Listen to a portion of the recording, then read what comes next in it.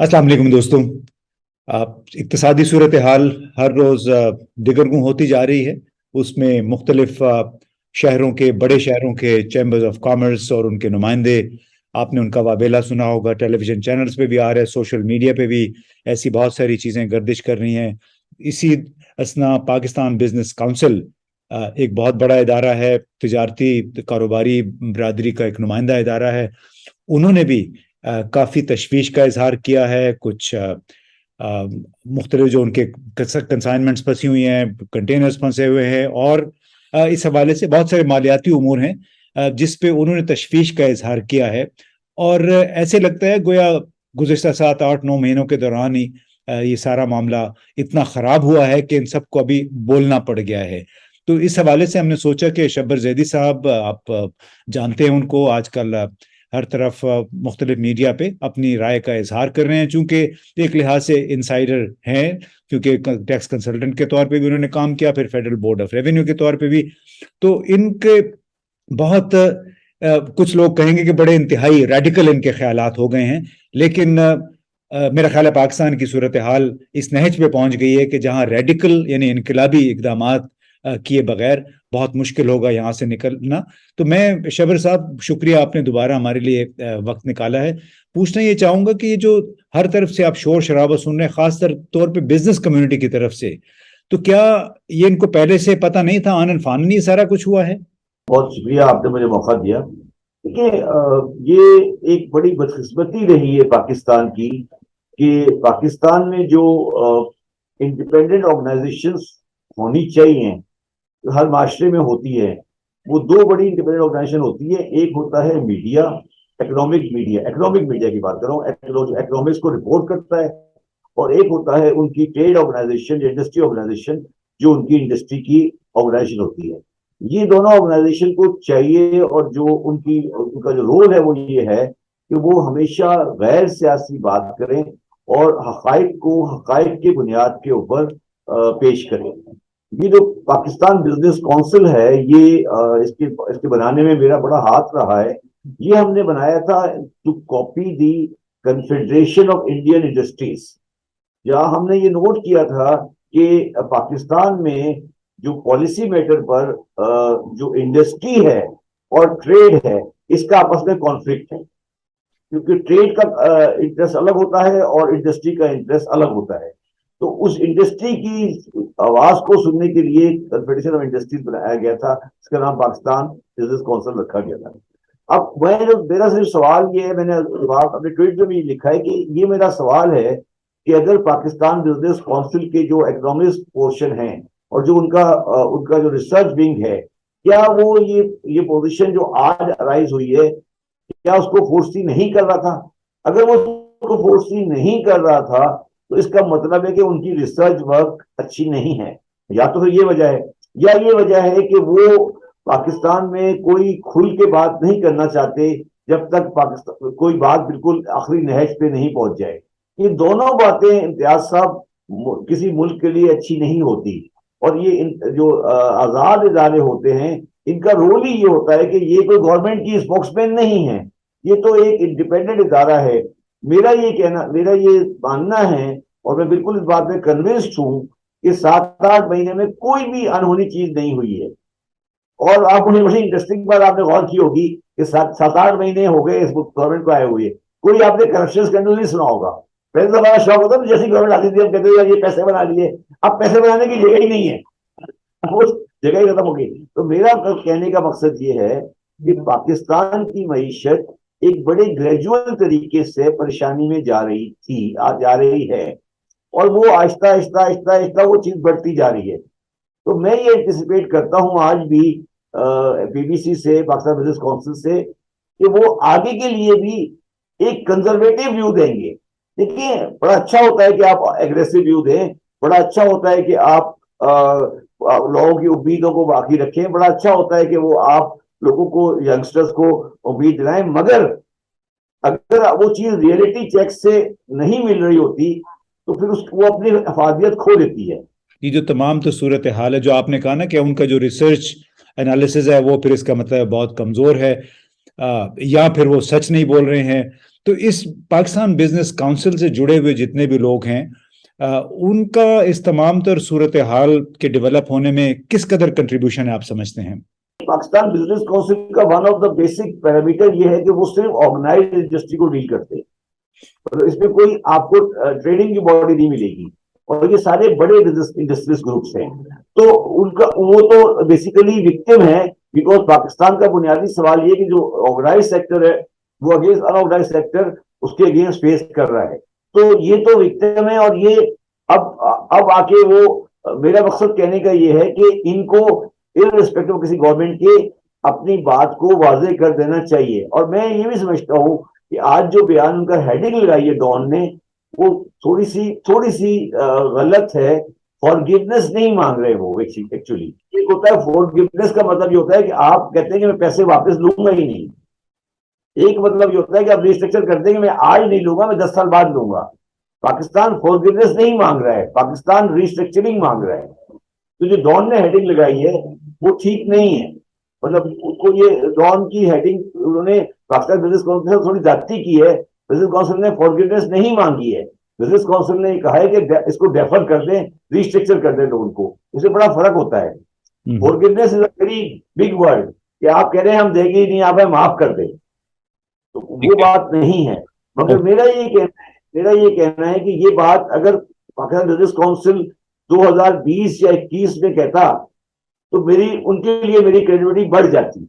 आज उनके लिए मेरी क्रेडिबिलिटी थोड़ी कम हो गई है कि वो बिल्कुल आखिर में जब हम सब सारी दुनिया कह रही है, जब कह रहे हैं, मगर फिर फर्क क्या हुआ? फिर तो एक फुटपाथ पे बैठा आदमी वही बात कर रहा है जो आप कर रहे हैं। तो ये उनकी रिसर्च विंग की कमजोरी है और उनको ये चीज इंप्रूव करनी चाहिए। और उनको ये भी बताना चाहिए कि वो किसी पर्टिकुलर गवर्नमेंट के नुमाइंदे नहीं है, वो एक पाकिस्तान का इंडिपेंडेंट फोरम है। और इम्तियाज साहब, मैं आपको एक सिर्फ ये रिकॉर्ड के लिए ला रहा हूं कि जब इंडिया का बजट प्रेजेंट होता है या इंडिया का बजट प्रेजेंट नहीं हुआ होता, तो जो सबसे इंपॉर्टेंट प्रेस कॉन्फ्रेंस होती है वो होती है प्रेसिडेंट ऑफ द CII की। वो बताती है कि बजट सही है या गलत है, क्योंकि वो ये देखते हैं कि इंडिया की इंडस्ट्री का क्या हो रहा है। हमारे यहाँ अनफॉर्चुनेटली प्रॉब्लम ये है कि हम ट्रेडर्स के हाथ में खेल जाते हैं। बिजनेस कम्युनिटी, चाहे इन्वेस्टर है, चाहे सनतकार है, चाहे बिजनेस से जुड़े हुए लोग हैं, कि ये इनका तमाम दर कारोबार पेट्रनेज, सरकारी पेट्रनेज या सरकारी सरपरस्ती की बुनियाद पे चल रहा है। सब्सिडीज, रिबेट्स और क्या क्या, फिर कर्जे भी माफ करवा देते हैं। तो आप समझते हैं कि आज जो पाकिस्तान में हम देख रहे हैं, ये उसी पेट्रनेज पे मबनी मईशत का या मुआशी मॉडल का एक नतीजा है? पहले पैटर्नेज जो थी वो बिल्कुल ऑब्वियस होती थी कि आपने किसी इंडस्ट्री को ड्यूटी की रिबेट दे दी, आपने किसी इंडस्ट्री को लोन देके लोन वेव कर दिया, आपने किसी इंडस्ट्री को अनड्यू प्रोटेक्शन दे दी। ये वो सारी चीजें थी जिसकी वजह से पैटर्नेज आती थी। मगर वो चीज अब आहिस्ता आहिस्ता डीरेगुलेशन के बाद और WTO के बाद खत्म हो गई है। अब जो पैटर्नेज आ गई है अनफॉर्चुनेटली वो आ गई है टैक्स के निजाम के अंदर, कि आप जो है आपके पास कोई टैक्स की कलेक्शन पूरी नहीं आ रही, तो आप क्या करते हैं कि आप जो ऑर्गेनाइज सेक्टर है जो कि आपके रिकॉर्ड में है उससे तो आप पैसे ले लेते हैं, और जो अनऑर्गेनाइज्ड है वो आपके खिलाफ रजिस्ट करता है और आप एज अ पॉलिसी उनके खिलाफ एक्शन नहीं ले पाते। मतलब ये नहीं है कि कोई आपकी हिम्मत नहीं होती और आप चाहते भी नहीं कि उनको डिस्टर्ब करें, तो वो जो डिस्क्रिमिनेशन है उसमें ये सर्वाइव कर रहे हैं। और जो हमारी इंपोर्ट पॉलिसी है, मतलब इंपोर्ट की जो पॉलिसी है, जैसे फॉर एग्जांपल मिसाल देता हूं मैं आपको, जैसे अब हमने फैसला कर लिया कि हम पाम ऑयल खाएंगे, ठीक है ना। अब हमने उस पाम ऑयल के खाने के चक्कर में सारा कॉटन सीड और ऑयल सीड इंडस्ट्री को तबाह कर दिया। तो ये जो पॉलिसी मेजर्स हमारे मुल्क में आए हैं, या हमने FTA कर लिए चाइना के साथ गलत बुनियादों पर, तो ये भी पैटर्नेज ही है। तो मैं आपको सिर्फ इतना कह सकता हूं कि 1992 से जब नवाज शरीफ साहब पहली दफा गवर्नमेंट में आए हैं 2018 तक, उन्होंने सिर्फ एक ही काम किया है बस जिंदगी में, कि किसी तरह इंपोर्टर की इकोनॉमी को प्रमोट कर सकें अगेंस्ट पाकिस्तानी इंडस्ट्री। तो पूरी पाकिस्तान का जो इंडस्ट्री पूरा जो कारोबार है वो इंपोर्टर्स के हाथ में चला गया है, और इंपोर्टर के हाथ में चले जाने की वजह से क्या हुआ है कि इंपोर्ट का बिल इतना ज्यादा बढ़ गया है कि हम उसको सस्टेन नहीं कर पा रहे। इम्तियाज साहब, आज आप किसी भी इस्लामाबाद की बड़ी सुपर मार्केट में चले जाए और उसके रैकों पे आप देखेंगे सारे आइटम इंपोर्टेड पड़े हुए हैं। ये है पाकिस्तान का मसला बेसिकली। आप इससे इत्तेफाक करेंगे कि बुनियादी तौर पे मसला ये नहीं है कि आप चीज़ें दरामद क्यों कर रहे हैं, बल्कि ये है कि आया आप वो दरामदात एफोर्ड कर सकते हैं कि नहीं, और इस तरफ हमारे सियासतदानों ने और हुकाम ने तवज्जो नहीं दी। अगर मैं सर्विस के जूते बना रहा हूँ, शूज बना रहा हूँ, या मैं फॉर आर्गुमेंट से बच्चों के कपड़े बना रहा हूँ, तो एक तो ये कि ठीक है चाइना से सस्ता आ रहा है, मगर अगर मैं चलो डॉलर भी मैं ले लूंगा तो मुझे मेरी जो एम्प्लॉयमेंट है ना सर वो खराब हो रही है, जो हम रियलाइज नहीं कर रहे। मेरे यहाँ अगर 50,000 आदमी या लाख आदमी या 2 लाख आदमी बच्चों की फिराकें बना रहे तो कम से कम वो एम्प्लॉय तो है ना जी। हमने इस खाते में सब कुछ तबाह कर दिया ना, एम्प्लॉयमेंट भी तबाह कर दी ना, कि जब आपने लोकल कॉटेज इंडस्ट्री के अगेंस्ट में चाइना को लाके खड़ा कर दिया तो आपकी एम्प्लॉयमेंट खत्म होगी ना इस मुल्क के अंदर। और वो सारे लोग जो कॉटेज इंडस्ट्री वाले थे वो बेचारे अब दुकानों में सेलमैन बन गए या होटलों में, तो वो पूरी पाकिस्तान का जो fabric of the society change हो गया। ये जो इंपोर्ट बेस्ड पॉलिसी हमने अपनाई है 1992 के बाद, इसको हमें रिवर्स करना पड़ेगा। और ये बड़ा बड़ा बड़ा मुश्किल दौर है जो हम समझ नहीं पा रहे कि हमें किस तरह होगा। ये लोग समझ रहे हैं आसान होगा, बट ये बड़ा एक मुश्किल दौर होगा जो पाकिस्तान गुजरेगा, अगर गुजरा तो। और इसके साथ साथ आप एक और बात भी कह रहे थे कि ये तो एडमिनिस्ट्रेटिव इकदामात हैं जो हमें करने पड़ेंगे पॉलिसी के हवाले से। उसके लिए एक और बुनियादी शर्त भी आप कुछ बता रहे थे कि हमें सच भी बोलना पड़ेगा। इस हवाले से कुछ बताइए। हमारा जो अगले 5 साल का जो कैश फ्लो है वो नहीं मिल रहा है। वो मतलब हमारी जो इम्पोर्टेड प्रोजेक्शंस हैं एक्सपोर्ट की और इंपोर्ट की वो नहीं मिल रही हैं, और हम टेक्निकली हर हाल में डिफॉल्ट में जा रहे हैं। टाइमिंग की बात है, साल 6 महीने 8 महीने 9 महीने कोई सऊदी अरब से कोई टेम्परेरी लोन आ जाएगा, मगर हमारा जो जेन्युइन डिफॉल्ट है वो हमें नहीं, उसको हम अवॉइड नहीं कर सकते। अच्छा, अब जेन्युइन डिफॉल्ट को अवॉइड करने के लिए हमें ये सच, पहले तो हमें सच बोलना पड़ेगा कि हमें आगे डिफॉल्ट का सामना है। पहला पहला सच तो ये होगा। दूसरा सच ये होगा कि हमें अपनी लाइफ स्टाइल का जो सिस्टम है वो चेंज करना पड़ेगा। ये सच भी हम बोलना नहीं चाहते। तीसरा सच हमें ये बोलना पड़ेगा कि हमारा जो बोर्ड का बिल है वो हमें मजबूरी तो होना तो चाहिए, मगर हमारे लिए अफोर्डेबल नहीं। तो ये 3 4 सच बोलने की हिम्मत ना एस्टेब्लिशमेंट के अंदर है और ना ये पॉलिटिशियन में है। ये चीज, इसको आहिस्ता आहिस्ता ग्रो होना चाहिए from media and independent people like Pakistan business council, कि वो कहेंगे यार सर देखिए देखिए एक बात व्यास साहब बड़ी हमें सोचनी चाहिए कि हम नहीं सोचते कि एस्टेब्लिशमेंट जो पाकिस्तान में है वो भी तो आखिर कहीं से नॉलेज गेन करती है ना। ये तो नहीं है कि उनके कहीं, वो भी तो किसी से, मतलब उनको भी तो कहीं से नॉलेज मिलती है ना, और वो नॉलेज के लिए सीख करते हैं। मतलब सीख करने का मतलब ये वो नॉलेज ढूंढते फिरते हैं तो उनको सही बात कहां से मिले। और यही मैं पाकिस्तान बिजनेस काउंसिल के बारे में कहता हूँ और मीडिया के बारे में कहता हूँ, उनको ये चाहिए कि वो एस्टेब्लिशमेंट को जो पब्लिक में इंफॉर्मेशन दें वो ठीक दें कि वो सही फैसले कर सके। हम एस्टेब्लिशमेंट के फैसलों से तो नाला होते हैं, और ये भी तो हम सोचना चाहिए हमें कि उनको उनका मुशीर कौन है, उनको बात देखिए ना। कोई कोई चीफ आर्मी स्टाफ साहब तो नहीं जाके कोई देखिए मैं आपको एक आज हकीकत बता देता हूँ। मुझे बताइए, जब मैं चेयरमैन एफबीआर था तो आप सबको पता है कि एक मीटिंग हुई थी जीएचक्यू में जिसपे सारे पाकिस्तान के इंडस्ट्रीज को बुलाया गया था, बड़े इंडस्ट्रीज को, कोई 70 आदमी थे। उसको चेयर किया था बाजवा साहब ने, और साथ में मैं था, हफीज शेख साहब थे और हमारे अजहर थे। मुझे ये बताइए कि वो मीटिंग क्यों हुई थी? जी क्यों हुई? क्यों हुई थी? सवाल है ना, क्यों हुई थी? क्यों हुई थी मुझे बताएं। प्राइम मिनिस्टर नहीं थे। देखिए उस मीटिंग के अंदर पाकिस्तान का तमाम बड़ा इंडस्ट्रियलिस्ट था, कोई कम से कम 60 आदमी थे। 60 प्रोमिनेंट बिजनेसमैन ऑफ पाकिस्तान, मंशा साहब, हुसैन दाऊद साहब, अली हबीब साहब, कोई ऐसा बड़ा बिजनेसमैन नहीं था जो नहीं था। बशीर अली अहमद साहब, सब सब थे, ठीक है जी। और सारे कोर कमांडर्स भी थे, और मैं था स्टेज पर, बाजवा साहब थे, और अबार अजहर थे, और हबीब शेख थे। उसकी कोई कोई रिपोर्टिंग नहीं है, मगर सबको पता है मीटिंग हुई थी। और इंटरेस्टिंग बात यह है कि मीटिंग के बाद नेक्स्ट डे मुझे मैं आया तो मुझे एक प्रेस वाले ने कहा सर ये मीटिंग हुई है। मैंने कहा सर वही होगी। मैंने कहा सर मैं आपको रिकॉर्डिंग भिजवा दूं? मैंने कहा नहीं यार, मेहरबानी। तो सुने, आगे सुने। जी। अब उस मुझे पहले उस मीटिंग में प्राइम मिनिस्टर नहीं थे, and we were discussing economics. ठीक है ना, ये अच्छा। अब वो जो बाजवा साहब कर रहे थे, गलत सही जो भी कर रहे थे, तो उन्होंने इकोनॉमिक्स की इन्फॉर्मेशन तो उनसे ले रहे थे जो सामने बैठे थे, ये हमसे ले रहे थे। तो अगर हम उनको सच नहीं बताएंगे तो उनका जो वो भी अपना काम पूरा नहीं करेंगे। तो मेरा कहने का मकसद ये है कि हम पाकिस्तान में मईशत का सच पहले सामने आएगा, फिर फैसले सही होंगे ना, चाहे कोई भी फैसला करे। मेरा ये कहना है कि मईशत की का पहले सच सामने लाए। मीटिंग का आपने जिक्र किया, उसमें हुआ क्या, उसका टेक अवे क्या था, लुब्बे लुबाब क्या था? उसमें बात ये था कि पाकिस्तानी बिजनेसमैन के पास कोई सोल्यूशन नहीं है। बाजवा साहब ने उन्हें कहा कि मेरे इकोनॉमिक मैनेजर्स में हफीज शेख साहब हैं, फाइनेंस को देखते हैं, शब्बर अली साहब एफबीआर देखते हैं, हमाद अजहर देखता है दूसरी साइड को। ये तीनों मेरे इकोनॉमिक मैनेजर हैं।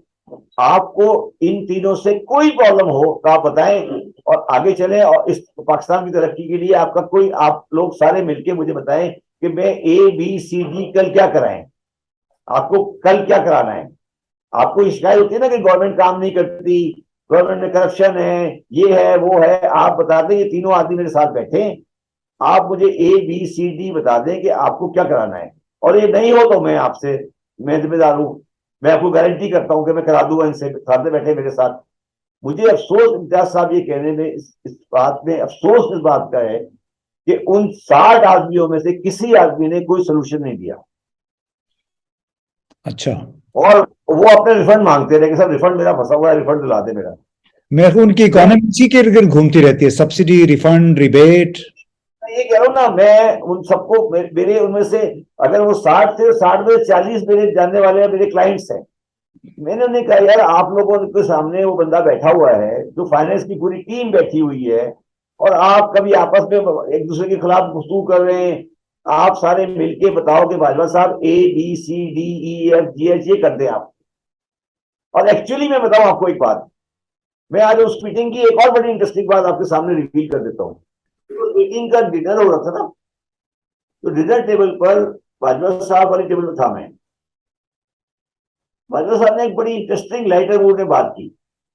उन्होंने कहा यार, दो सोल्यूशन है हमारे पास। एक सोल्यूशन तो ये है कि हम, आप सारे जो है ना, वो हमारे पास ऊपर वाले फ्लोर में बहुत अच्छे सारे रेस्ट रूम है, आप सारे रेस्ट रूम में चले जाएं, हमारे यहाँ बड़ा अच्छा नाश्ता वाश्ता मिलता है, पराठे वराठे मिलते हैं। आप 3 दिन यहाँ रहे और फिर उसके बाद निकल के बताएं क्या करना है। अच्छा। वो हमारा जो ग्राउंड पे हम बैठे थे, ग्राउंड पे डिनर था, और फर्स्ट फ्लोर पर कहा जी बड़े अच्छे रेस्ट रूम है, आपको मैं हर एक को कमरा दे देता हूँ, आप जाके बैठे आराम से, और वहां बैठ के आप लोग बताएं कि 3-4 दिन रहें, और फिर उसके बाद बताएं कि क्या करना है।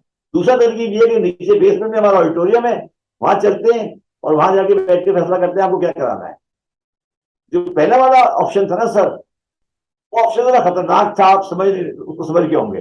खतरनाक का मतलब ये था, वो ये कह रहे थे कि सर आप यहाँ बैठे और अपना हिसाब देके जाए। अच्छा। तो उस पे उनका रद्द अमल क्या था फिर, जो बिजनेस वाले थे? ऑप्शन दिया था ना, 2 ऑप्शन दिए थे ना। एक तो वो ऑप्शन था, दूसरा ऑप्शन ये था कि नीचे बैठ के सही करते हैं। तो मेरे साथ एक साहब बैठे हुए थे जो कि कराची के एक्सपोर्टर थे ट्रैवल के। तो मुझे कहने लगे यार ये क्या कह रहे हैं, ऊपर वाले कमरे में जाके हम कब आएंगे वापस। मैंने कहा सर इससे पूछिए, बैठे आपके साथ, आपको बताएंगे कब आएंगे। तो वो तो मैं लाइटर मूड में कहा था। फिर उन्होंने कहा सर एक ऑप्शन, मैं वो ऑप्शन नहीं अवेल करना चाहता, नीचे वाले ऑप्शन में चलते हैं, नीचे जाके एक्टिविटी में बैठते हैं। और ये मीटिंग इम्तियाज साहब 9:30 या 10 बजे शुरू हुई थी और रात को 2 बजे खत्म हुई थी। अच्छा। रात को 2 बजे, डेढ़, और 1 मिनट की ब्रेक नहीं हुई थी, ना कोई चाय ना कोई पानी। मैंने इतनी सीरियस मीटिंग जिंदगी में अटेंड नहीं की, और इतनी सीरियस गुफ्तगू कभी जिंदगी में नहीं हुई। उन्होंने एक एक आदमी को कहा कि सर आप बताएं, किसी हर एक को मौका दिया, जनाब आप बताएं कि आपका क्या सोल्यूशन है, आप बताएं आप क्या चाहते हैं, आप बताएं आप क्या चाहते हैं। एक एक, और हमें कहा कि जो ये कह रहे हैं आप लिखते जाएं और इनके सारी बातों पर अमल करें। मैं आपको सिर्फ ये कंक्लूड करके कहना चाहता हूं कि मुझे उस पूरी मीटिंग के बाद कुछ करने की जरूरत नहीं पड़ी, उन्होंने कुछ नहीं कहा। सबने सिर्फ ये कहा कि यार हमारा रिफंड जो फंसा हुआ ना ये दे दे।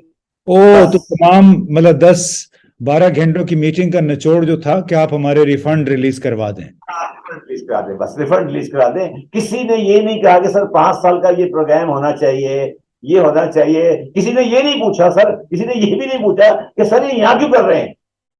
अच्छा। तो ये भी तो पूछ, तो ये भी तो पूछता है ना सर, ये मीटिंग यहाँ क्यों हो रही है। तो मैं आपको एक और बात आज कहना चाहता हूँ। मैंने बेनजीर भुट्टो से डील किया, मैंने मुशर्रफ से डील किया, मैंने पार्टली थोड़ा नवाज शरीफ से डील किया, मैंने यूसुफुल्लाह गिलानी से डील किया है, मैंने आसिफ जरदारी से डील किया है, मैंने इमरान खान से डील किया है। और मैं आपको आज ये सिंसियरली कह रहा हूं कि ये सारे आदमी अपने हाइट के जमाने में पाकिस्तान को सही करने में सिंसियर थे, सिंसियर थे इन पर्सनैलिटी। उनकी जो बॉडी लैंग्वेज थी, उनकी जो आई कांटेक्ट था, उनका जो माइंडसेट था, वो कुछ करना चाहते थे। मगर जो चीज मैंने देखी वो दो थी। पहली चीज मैंने ये देखी कि उनको सही इंफॉर्मेशन नहीं दी जा रही थी। ओके। दूसरी चीज मैंने ये देखी कि उनकी अटेंशन को इंटेंशनली डाइवर्ट किया जाता था। अच्छा, ये उस वक्त जाहिर हो आपको पता चल जाता था कि क्या हो रहा है उनके साथ, वजीर आजम के साथ। देखिए ना वजीर आजम के साथ, आप देखिए ना वजीर आजम भी तो इंसान है ना, कोई मशीन रोबोट तो नहीं है ना। तो आपने अगर उसकी, मुझे एक दफा शौकत अजीज साहब ने बड़ी इंटरेस्टिंग बात की थी, जो मेरे वो उससे बड़े ताल्लुकात थे, उन्होंने मुझे बड़ी इंटरेस्टिंग बात की थी। उन्होंने कहा शब्बर अगर तुम मेरा शेड्यूल ऑफ अपॉइंटमेंट सही कर दो ना तो पाकिस्तान ठीक हो जाएगा। मैंने कहा क्या मतलब। उसने कहा यार मेरी सुबह 9 बजे से लेकर शाम को 5 बजे तक जो मीटिंग्स होती है, उसके बाद जब मैं 5 बजे जब फारिग होता हूँ तो मुझे, मेरे पास दिमाग करने का टाइम ही नहीं होता। क्योंकि आप सोचे ना कि एक, आप कभी इमरान खान से पूछे जब वो 8 महीने गवर्नमेंट रहे, उनने कितनी प्रेजेंटेशन उनको प्रेजेंट की गई है। देखिए सर, हम ये अज्यूम कर रहे हैं कि वो समझ रहा है बेचारा। और फिर उसके बाद एक मीटिंग कोयटा में, और एक मीटिंग अहमदाबाद में, और एक मीटिंग कराची में, और एक काबुल में। तो मीटिंग करते कितना करते फारिग हो गए। जो कागज उसके पास आ रहा है वो कितना सच है, उसमें कितनी रियलिटी लिखी है। साहब ये मुसीबत है ना सबसे बड़ी। इसलिए मैं पाकिस्तान बिजनेस काउंसिल के बारे में बात कर रहा था, या मीडिया के बारे में बात कर रहा था। ये वो फोरम होते हैं जिनको जिनको माशरे में सच बोलना चाहिए, कि कम से कम जो देखने वाला है वो उससे तो गदर करे कि यार ये तो मुझे ये कह रहा है, ये नहीं है। पता नहीं ये बात जैसा सही है या गलत है। अयूब खान के आखिरी जमाने में, अयूब खान के आखिरी जमाने में पाकिस्तान टाइम का एक एडिशन छपता था जो सिर्फ उनके पास आता था, और वो कहीं और। तो ये, तो हम आज वो मुख्तलिफ है। मैं ये कहने की कोशिश कर रहा हूं कि आप प्राइम मिनिस्टर साहब को फारिग करें थोड़ा सा टाइम, दिमाग देने के लिए। और हर प्राइम मिनिस्टर को चाहिए, अगर वो पाकिस्तान को चलाना चाहता है मैशत में, मैं आपको सिर्फ एक आज एक बड़ी अजीब सी बात कर रहा हूं। अगर प्राइम मिनिस्टर पाकिस्तान को चलाना चाहता है तो वो जब तक 3 दिन कराची नहीं बैठेगा पाकिस्तान नहीं चल सकता। मैं चले। इसलिए नहीं कह रहा, जी। क्यों कह रहा हूं, ये कह रहा हूं कि वहां उसको इंडिपेंडेंट सोच मिलेगी। वहां उसको वो 3 दिन बैठे रात को खाना खाए उन लोगों के साथ जो ब्यूरोक्रेट और फौजी नहीं है।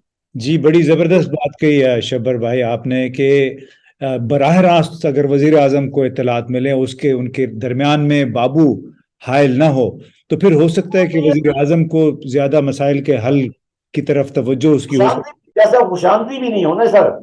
खुशामदी होगा ना सर, आपकी पार्टी के बंदे आपसे टिकट मांगते हैं ना, आपके साथ आपसे टिकट मांग रहे हैं। आप मुझे एक बात बताइए, बिल्कुल सिंपल सी।